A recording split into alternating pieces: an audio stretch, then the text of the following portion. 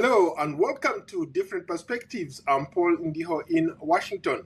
Sudan is teetering on the edge of total collapse nearly 1,000 days after the war erupted in Khartoum. The deadly rivalry between General al-Burhan of the Sudanese army and Mohamed Hamdan Dagalo, or commonly known as Hemedti, of the RSF has turned the nation into a fragmented battlefield. The numbers are almost beyond comprehension. Estimates now suggest that at least 150,000 lives have been lost. 14 million people, nearly a third of the population, have been uprooted, while millions remain displaced internally. Over 4 million Sudanese have fled the country entirely, seeking refuge in Egypt, Chad, Uganda, South Sudan, and other countries.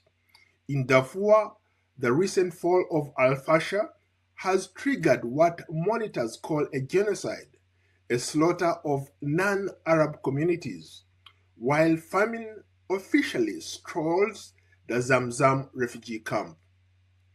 For more, we are joined by a Sudanese human rights activist and a student at Georgetown University, Guy Josif. Guy, welcome to Different Perspectives. Thank you, Paul. Thank you for having me this morning. It's been a pleasure to host you, and I've not talked to you in a long time. How have you been, man? I have been great, as being following up the atrocities that have been taking place both all over Sudan, and particularly in Darfur, as you mentioned, in Bashar, Al Zamzam, and many other parts of the region in Darfur. Okay, you set the stage for us. As the RSF tightens its grip on the West and the military retrenches itself in Port Sudan, the world is simply watching. We are spectators. What is going on the ground? Maybe set the stage for us. Well, the current interrupted war is not by a surprise. War in Sudan has been happening since 1955. At the time, South Sudan was part of Sudan. And all this is because of the marginalization. People in the rural areas were denied services, the constitutional services that the government or the state is entitled to protect and provide to those civilians.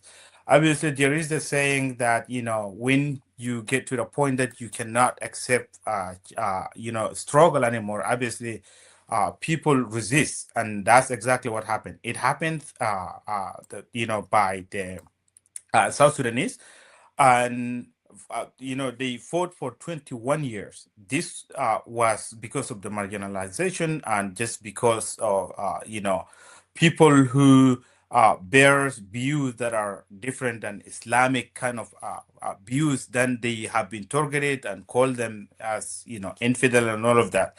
Um, but Sudan is a very diverse country. There are people, who believe in Islam. There are Christian. There are non-believers. There are Jewish.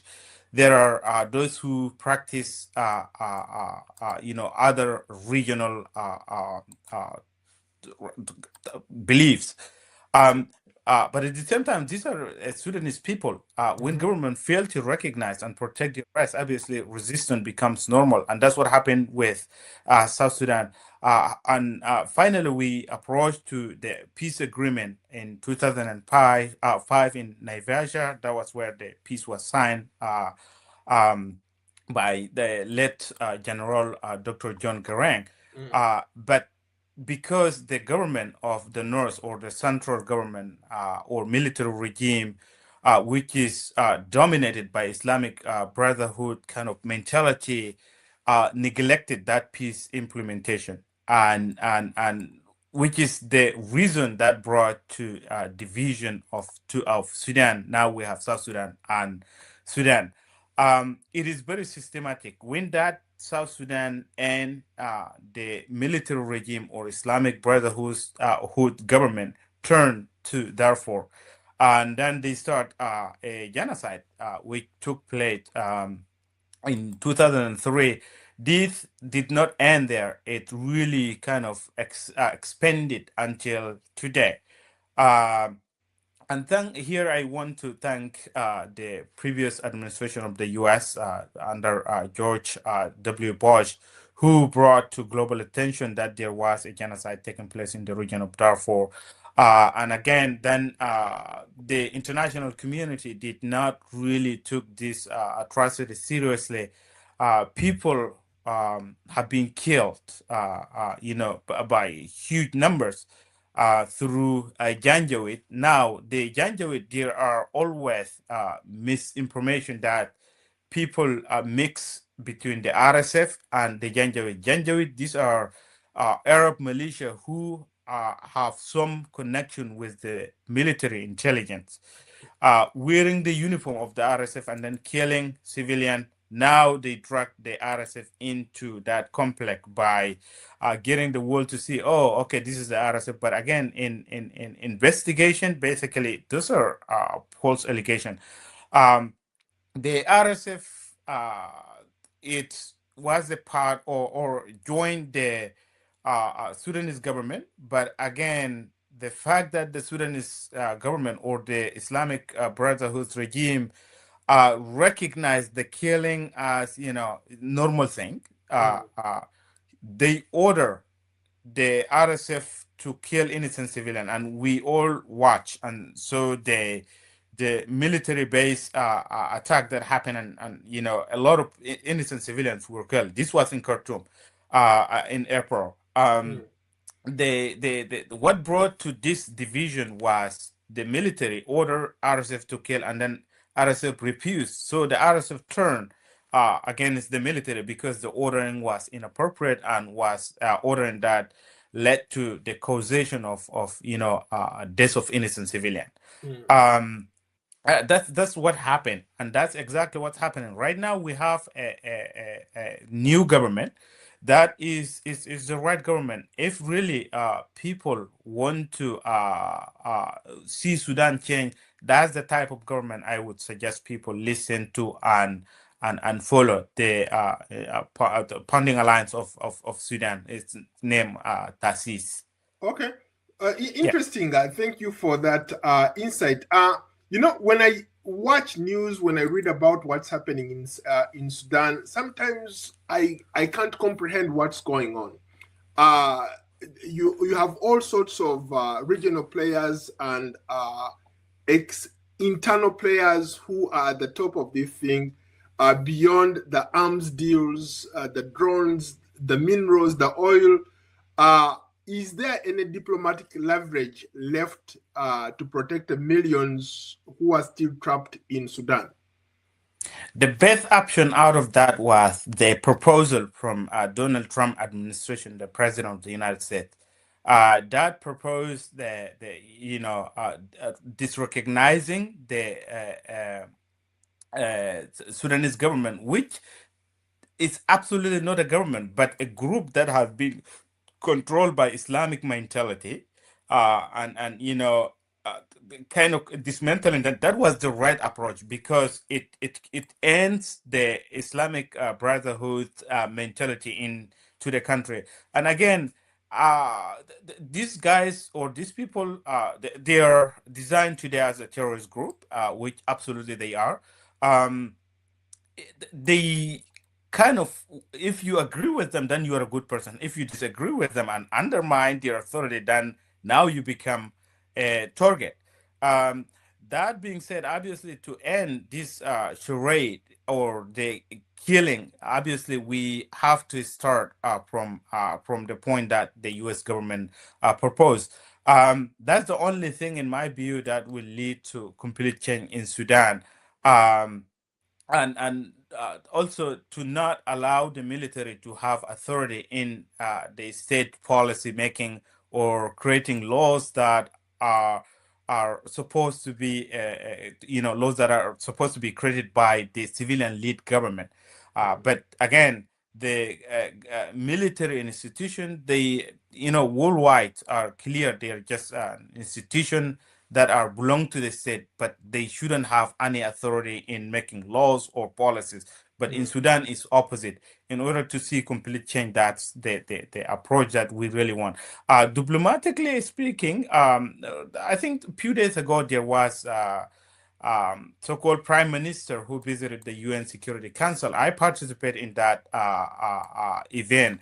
And you can clearly see this is well organized proposal that they are trying to inject into mind of the international actors in order to listen to them, but to disregard what President Trump has proposed or the U.S. government, because they want to have their own policies on rules that they want everybody else to follow, but not willing to accept what the U.S. government proposed. But this is really not with a surprise, because they are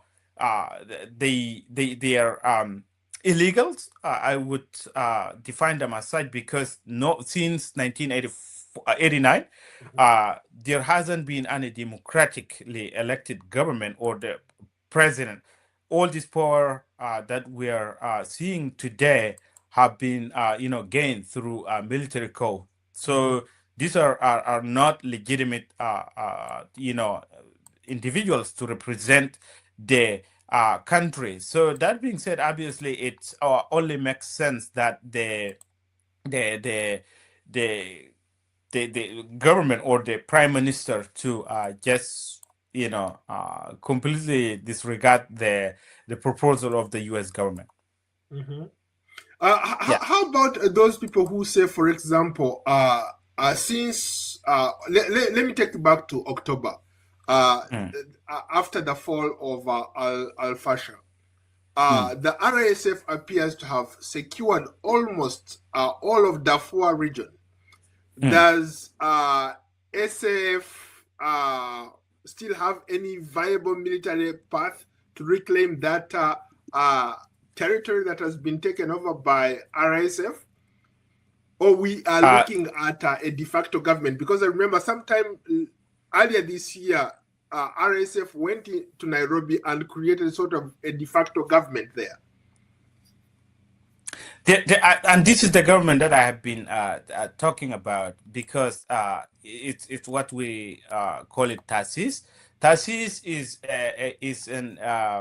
a body that does not exclude any voice of marginalized Sudanese. It's not an RSF government. RSF, he joined this government as one of the parties of Sudan, right? So they are party, but because they have or they hold military power, basically they are leading, and this is the body that historically or in the history of Sudan has been able to crumble the military regime that has been in power for decades. That being said, the notion of as the government of TASIS is the RSF government, it's just like it's misleading and it's inaccurate. But again, there is a collective establishment of the new government, and this is the government that really will lead to change. So, if I hear you correctly, you seem to suggest that that de facto government that was formed in Nairobi stands a better chance of leading Sudan to a better future. Yes, because they propose or promote the democracy, rule of law, and human rights. These are something that that most Sudanese see as essential in Sudan, and through the course of history, these were the issues that most Sudanese have been willing to see happen in Sudan. Interesting. How about Sudan recently signed let me rephrase this. Sudan recently signed a pact between Port Sudan and Turkey. How does this involvement of Turkey, initially Turkey wasn't a major player, We're talking about Qatar, Egypt, and other countries, the United States, but now Qatar has injected itself into the mix. Does this change anything? Does this help the current regime in Port Sudan to accomplish certain things? Anything that has any deal or agreement that has to do with the group of mafia in Port Sudan, this is not an idea that would lead to change in Sudan. And Qatar is well-known state or country that supports Muslim Brotherhood type of government. If there is any agreement, it would not. I would not be surprised that this agreement, because of willing to support the Port Sudan group or mafia to expand the concept of Muslim Brotherhood in the Sudan, and that involves both Hamas leaders and Iran has affiliation, and Egypt. Egypt is a player, but Egypt plays only in its own interest as well as its national security. To be specific, I don't know if you watched like a few days ago the Egyptian ambassador at the UN Council spoke and said that Egypt is doing and will do everything possible to see Sudan change or peace in Sudan. But those are two contradicting concepts, because we want change in Sudan, but he's saying peace. Then it would be happen. It will happen only if the two parties agreed, and again, the Tasis government does not recognize the Port Sudan group as a legitimate government. They are just a group of people who violate the right of Sudanese civilians. That is that, and Egypt has never been there in support of the Sudanese people, except the government, and the government, they are supporting this government because the so-called government of Sudan, they promote the idea that serves the Egyptian interests as well as the advancement of the Muslim Brotherhood ideology in the region. I have a friends who are living in Egypt, and I talk to them every day. So they're telling me the struggle that they are experiencing in Egypt, from racism to a government does not really care about the right. But then here the Egyptian government talks to the international community that the Egypt is providing um, services to the Sudanese who are fleeing the region. These are all false and that are inaccurate. If people really want to know, talk to the Sudanese on the ground in Egypt. It's really, there is no such thing. Egypt has been always there, to just promote and protect its own national interest. Guy, if I hear you correctly, you seem to say to have a softer tone towards RISF. But the big elephant in the room is that a lot of people have seen reports written by reputable organizations, including the United Nations and other people. They say, for example, the humanitarian crisis in some of those areas that have been captured. They are talking about genocide in Al-Fasher. How do you square the two? Are you saying that these people who the rest of the world sees as bad guys, in some shape or form, they are good guys? Look, I myself am a genocide survivor. I exactly know how it looks. When somebody talks about genocide, I exactly know uh, how it looks. And if the UN really they are talking about this, they should be in a position to stop it.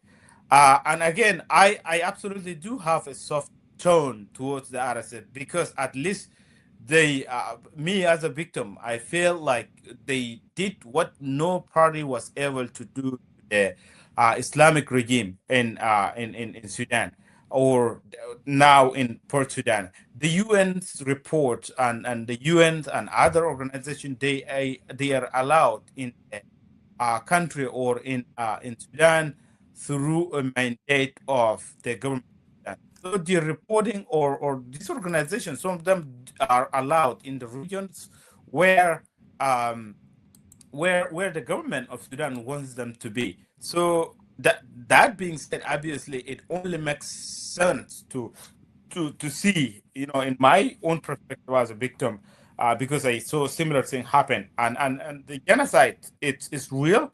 It has been real for a very long time. But again, I think they should try to get their facts right, and also to investigate who's doing the killing. Yes, they accuse the RSF, but again, if there is thorough investigation, I'm beyond certain that most of the crime committers are are affiliated with the military intelligence persons. And again, as I said earlier, this is something that happened.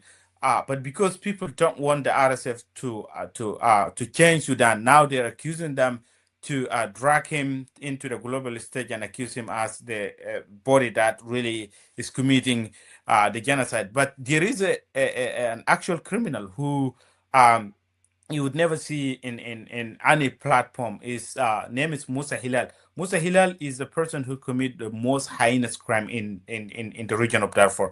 Now, the support or some of the perpetrators who are committing this crime are either directly affiliated to his faction, or the other coordinated military intelligence with other Arab nomadic tribes in the region. These are the real criminals. But we haven't seen. Wait a minute. How about people who say that the government forces have absolutely no access to that region? Look, please. Yeah, because there are reports out there. I've talked to people on the ground. I've also talked to journalists covering that story. They tell me that the military, SAF, has absolutely no access to that region. They have been cut off completely by RSF. So who is committing those crimes if they are cut off? So look, and sometimes also it depends to who you talk to. I'm not saying that there is no crime. There are crime, but again, there are tactical ways that it's almost impossible to discover, because the government, yes, if the region is blocked, that the government has no access to it. It's if they're a government, they should, because they hold the title of being the country's authority. There is that. And the fact that the other Arab nomadic tribes are the main killers, it is true, but it's not RSF. There are other groups that you would never see them on the on any platform, and these are the groups that I have been mentioning: the Musa Hilal affiliated group, and there are the coordinated military intelligence officers and group that are doing the killing. There is, for example, the al-Barra. Al-Barra is the new phenomenon that is absolutely promoting the idea of terrorism in the region. And this is something that's really, that should be brought to attention in the global stage, and those who care about the safety and peace in the region, and complete elimination of the terrorist group, they should focus on stuff like that, specifically the government. How about for people who argue that, for example, famine has been used as a weapon of war? You have a lot of people, let's say across the country, 21 million people are facing acute food insecurity. Then, of course, you have those people who are surrounded in that region of Darfur. They have no access to food. So who is to blame for that? Is it the RSF, or is it the Sudanese Armed Forces? In this, everybody bears responsibility. The RSF allows the humanitarian aid to access the region, but again, you have the other group that are you have, for example, the SSLM faction of Mini Minawi that has been a virus in the case of the innocents in the region. The food would the aids are allowed in the region, but again, the faction of the Mini Minawi, they then take away those aid in order to stop the civilians, and then now that issue kind of people misinterpret and they're like, oh, RSF is controlling these areas, but they are not allowing food to arrive to civilians. And then the fact that they don't see is the aids are being kind of hijacked by the other groups, specifically the Mini Minawi faction and the other factions such as GEM, Justice and Equality Movement, and you have the other guy, Mustafa Tombori's faction also. These are all criminals, and they are historically known to portray the revolution of the people.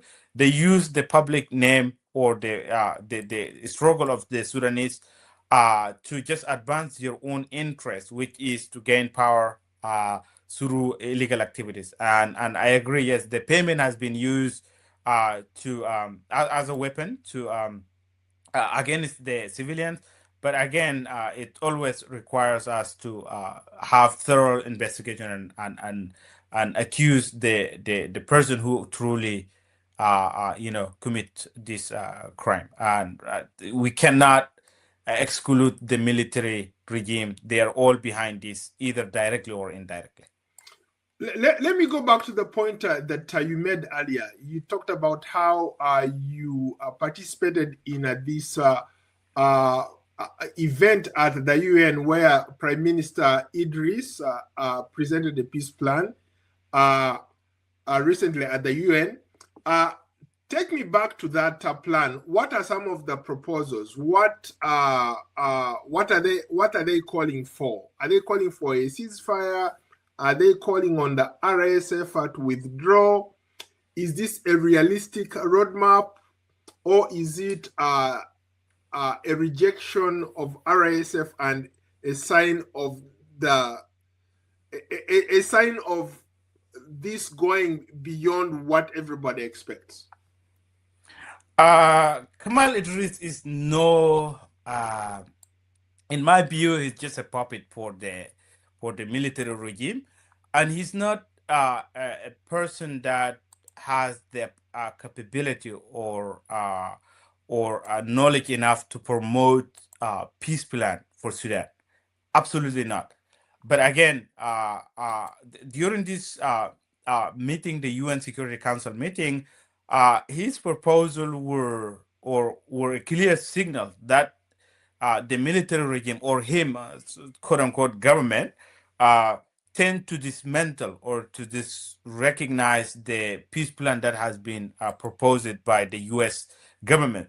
And they are willing to not recognize that proposal, but want to establish a plan that serves their own interests. And again, any plan that that they do not have control of it, they consider illegal, and they tend not to recognize. But at the end of the people, the wiser people who really want to see peace in Sudan would agree with the proposal that the collective proposal by the U.S. government, Egypt, Saudi Arabia, and the UAE. Those are the good step forward, which will lead us to establishing peace. But the proposal of Kamal Idris was just out of line and doesn't want to see this proposal succeed because it doesn't serve their interests. And again, it is absolutely a rejection because the demand or things that he is proposing, no Sudanese who really want to see change in Sudan would agree with, because first of all, he is calling for dismantlement of the RSF, which is impossible. He's not going to achieve that. And he's willing to establish a peace plan that only them knows what's in it. And again, I would agree with the idea of ceasefire because the ceasefire it serves lives. It's the policy that would lead to having the innocent civilian of Sudan survive, even if it's for 1 day or hours. That we might agree on, but anything else is just it's just out of line, and really we don't even pay attention to those because it's just irrelevant. In case you are just joining us, we are streaming live across all social media platforms, and our topic today is the war in Sudan. Nearly 1,000 days after the war erupted in Khartoum, the deadly rivalry between General al-Burhan of the Sudanese army and Mohamed Hamdan Dagalo, or commonly known as Hemedti of the RSF, has turned the nation into a fragmented battlefield. We want to hear from you. Share your thoughts and comments in the comment section below, and tell us what you think about the war in Sudan. My guest today is Guy Josif, a Sudanese human rights activist and a student at Georgetown University, who has been following the latest developments in his country, and he shares his own insights and observations. Let's go back to the point you made earlier, Guy. You talked about the Trump factor. President Trump has recently indicated that he's willing to do something powerful. And when he says powerful, he means it. You saw what he just did in Nigeria, right? Yeah. Regarding Sudan, at the request of Saudi Arabia, how does the shift in U.S. foreign policy towards pragmatism, rather, would this be a practical thing to do or burden sharing? Does that change the leverage? Who is able to stop the fighting if maybe the United States gets into the mix? Well, in my view, Trump's proposal are this is the president who does what he says, right? And in the case of Sudan, again, it goes back to the proposal that he made for something big that, as we call, to see happen in Sudan. There's no way for us to know exactly what that plan. But again, if it's towards ending, which it is, ending the war in Sudan, it's exactly the proposal that he proposed. Now we want to come into practice to see and how to implement that. That is that. And again, the fact that Trump designed um, the Muslim Brotherhood government or al-Burhan government as a terrorist organization, it is true. It is true because the revolution that began in April did not really it has been hijacked by the al-Burhan regime. Now they don't want the change to take place in Sudan, and this is the type of government that has been in connection, providing safe haven. Former Al Qaeda leader in 1993, haven giving safe haven to this terrorist group, and also you have the Hamas leaders who have been given safe haven in Sudan, or provided Sudan as a safe haven for them to conduct their activities. Completely dismantling this type of regime, it is an absolute approach and a sign to victory, which is to change completely the Sudan. If this is the proposal if this is included in Prime administration proposal, that would be a smiling move in seeing Sudan change. But again, that is simple as that. But if again, it's kind of difficult to know exactly what is in this big plan as President Trump called. But we will only wait and see if there is anything that's not right, and we will advocate and get his administration to just listen to us as civilians, because this government of Sudan has been in power for decades and nothing good came out of this regime.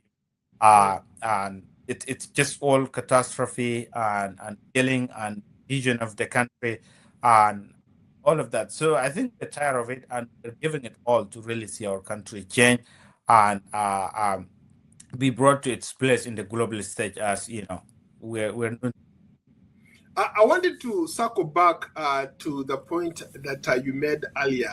You touched a little bit about the ethnic polarization, where we are seeing, for example, the Arab supremacy, the narrative of driving the narrative that is driving RSF recruitment, while the Sudan Armed Forces are increasingly relying on that popular resistance, or they have come up with these vigilantes called militias, who they want to fight on behalf of the government. Can this social fabric that we are seeing in Sudan bring,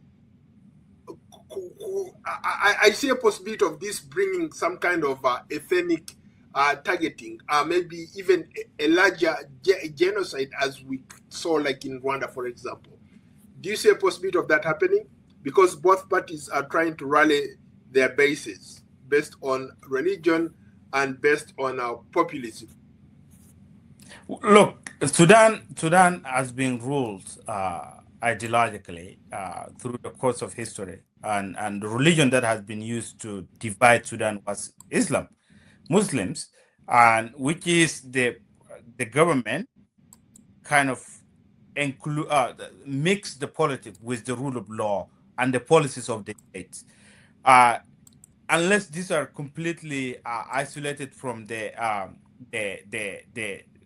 kind of state policies and the rule of law and the constitution, unless these are completely isolated, there is no way that we will build the Sudan that we want. That's that. And as for the yes, there is again, as I said, there is Sudan is a very diverse country. You have Muslims, you have again Arab, and there are Africans. But again, going back to the history of Sudan, we all know what Sudan really, and that is that. But again, in the racial context, you can clearly see in the Sudanese armed forces, the most of the fighters or the people who are fighting in the front lines, they are most of them are from the marginalized region. But then you go from, when you go to the officers and then the other ranking kind of high level persons are all from non-marginalized areas. That being said, obviously this tells you that the racial division is not only from it's not in the RSF. It's actually it's within the military regime. I know people from the same, and I really don't focus much on race or tribal affiliation, but I know people from my own social affiliation who are serving in the RSF. Why are these people serving the RSF? That should be a question, because and they're serving there because they see what's really what RSF is doing, and the fact that the RSF is able to fight the military, it's what motivates them to join them, because they feel like they are forgotten, their families have been killed by the military, and now they see an opportunity leading to this. But again, there are recordings, right, in the social media that we see. Sometimes people are calling in by the name of God, Allahu Akbar, and killing, or when they achieve something from it is very normal Sudanese. But again, in their heart, these are people knowing that, okay, we have waited for so long and nothing has been changed. Our case of our country has been neglected by the international community. It's up to us now to lead the change, and that's exactly what's happening. And again, that's why the inclusion of all tribes and political that should say parties now are joining the Al-Tasis government. This is not for no reason. It is for a reason. And again, the Al-Tasis government has established something that we have never seen in the Sudan, and I strongly believe it's the right kind of path that will get us to change. We can't really wait to see the end of this. Yeah. Mhm. Let's talk about the displacement factor. Uh, Mm. as I pointed out earlier, a lot of Sudanese have left their country. You have like over 10 million internally displaced people. 4 million have fled and to neighboring countries, and so many other people are still on the move. Last year, I was in Uganda. I saw a lot of Sudanese refugees. You go to South Sudan, you go to Egypt, you go to Chad, you go to Ethiopia, Kenya. You have a lot of refugees from Sudan, right? Yes. Uh, Looking ahead, how can we stop that? How can either RSF that you're in favor of or the regime in Khartoum stop uh, this exodus of people? People are just being displaced all over the place. Yeah. The displacement of Sudanese have been there for a while now, I should say a decade, because ever since the war began, the war began in South Sudan. South Sudanese were, leaving the region because, to seek safety. Now they fled to either Eritrea, Ethiopia, Uganda, Kenya, because those are the closest neighboring countries that they can access or would or are able to go to.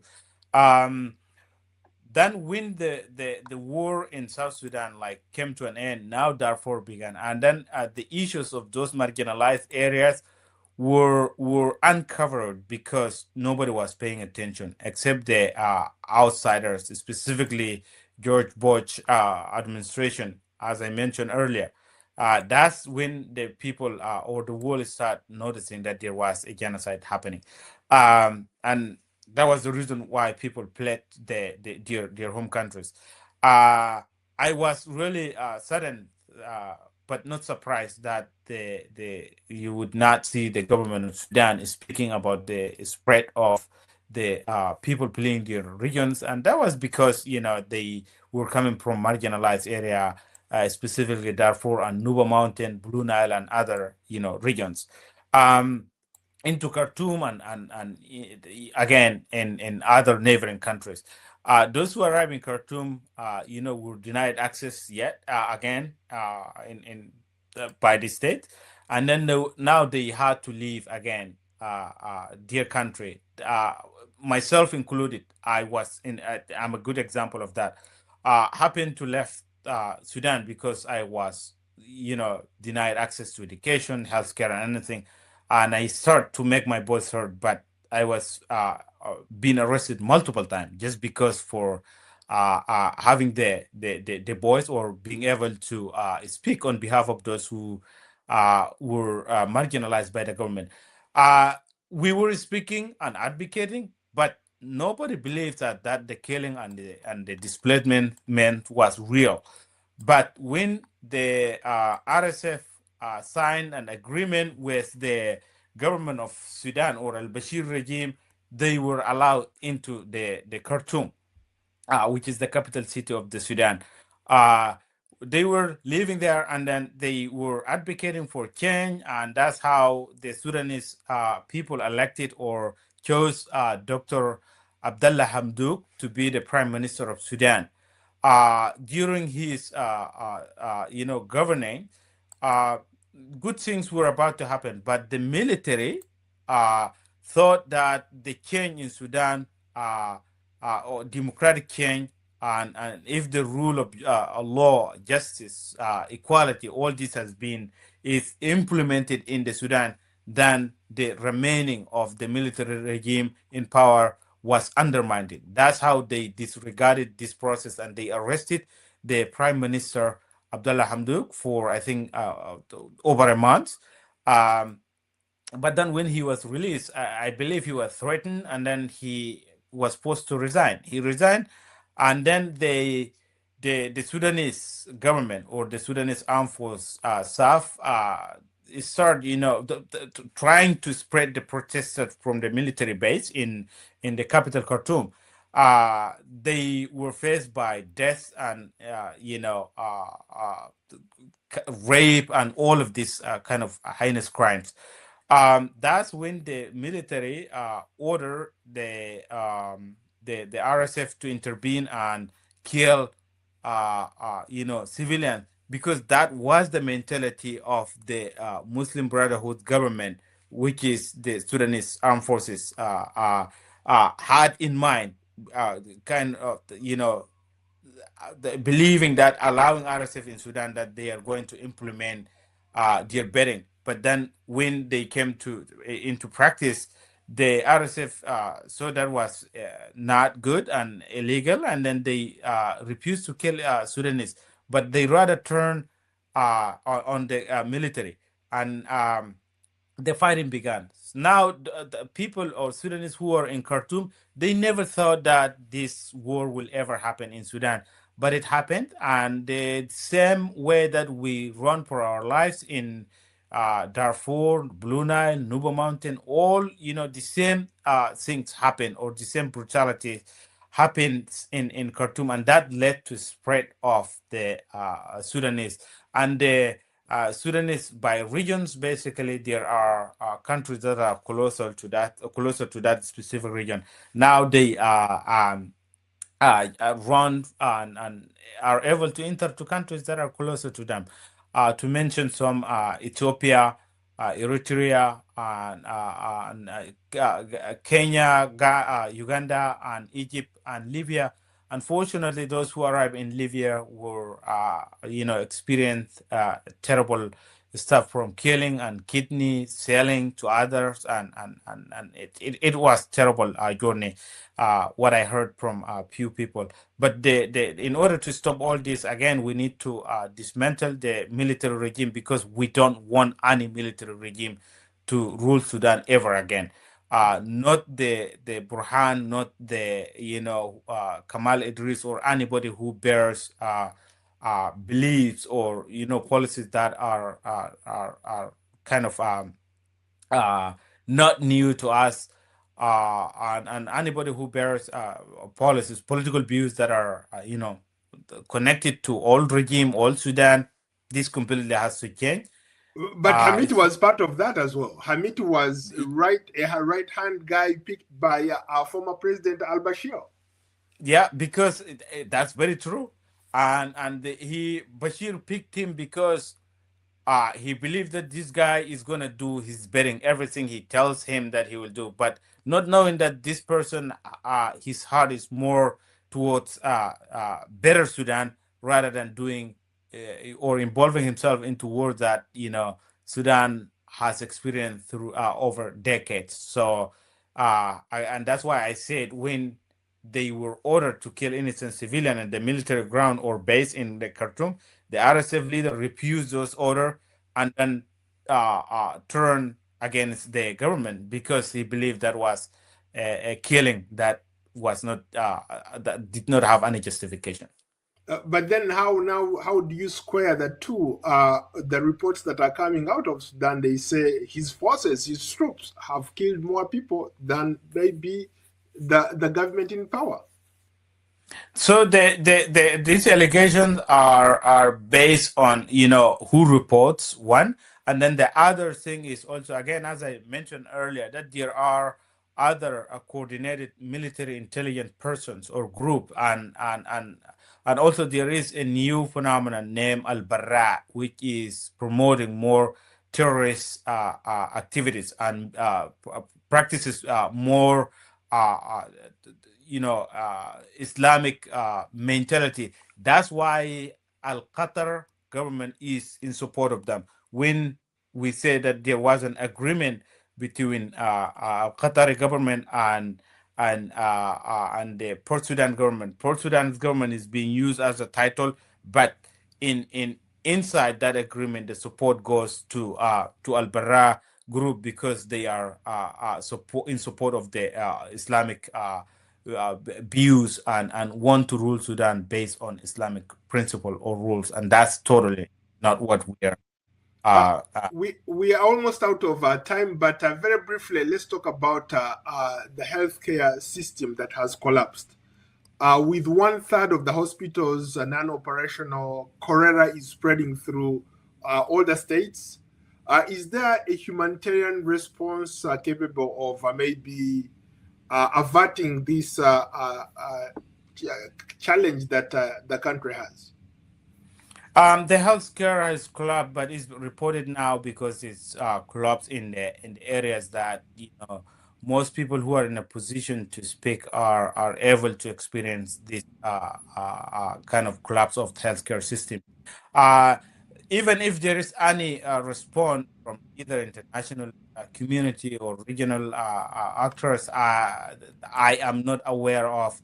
Uh, but yeah, I see a collapse that's happening. But again, this is because most of the positions and healthcare export do also plead for their lives, and that's why we're seeing this collapse. But if there is any response, either from the internal actors or international community, unless I'm not aware of. So yeah. Finally, is there an end in sight? Do we see the thing stopping, or it's going to continue until nobody is left standing?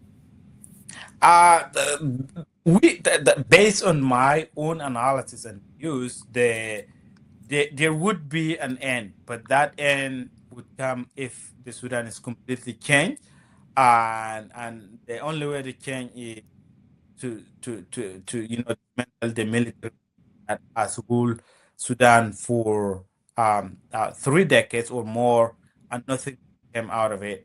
And again, in order to see Sudan, really, we have to stick behind the Al-Tasis government because it speaks for everyone who dreams to see Sudan change, and everybody who wants to smell the fresh air of democracy, or things in that nature. Basically, they that's in my view, that's the only path. I know there are a lot of oppositions, but again, opposition, if we track the record, they haven't contributed anything good, and that's one of the ways to lead us to change. And one thing to mention, I'm very happy that actually most students are now, those who are uh, uh, who are playing or have played to the country. You have South Sudan, Uganda, Kenya.